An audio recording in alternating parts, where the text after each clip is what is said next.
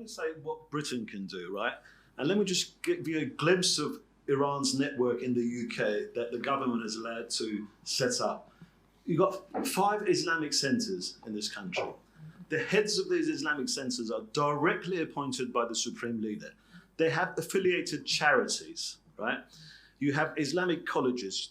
The network is just so vast. I don't know how you're going to untangle it. But let me just give you. So what's the point you're making? Why don't you close them down? Why don't you close down Khamenei's outlets in the UK? This is something that you can do. And then what? How does that get rid of the regime? It simply shuts it out of the UK. What's the point you're making there? By closing down their network, you're not doing anything against the regime. You're hampering their operation by closing down their network. Let me just give you an example. Let me speak. No, you barely let me speak, and you've already spoken in the first half. No, as well. I haven't. Not on this. Right. Not on this issue.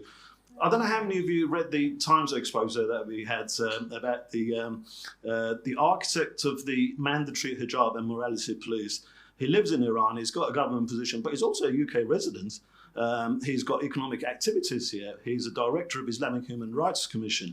The Islamic Human Rights Commission has a charity called Islamic Human Rights Commission Trust. The legal wing of the Islamic Human Rights Commission, his affiliated charity, is the approved advisor to the UK government on immigration.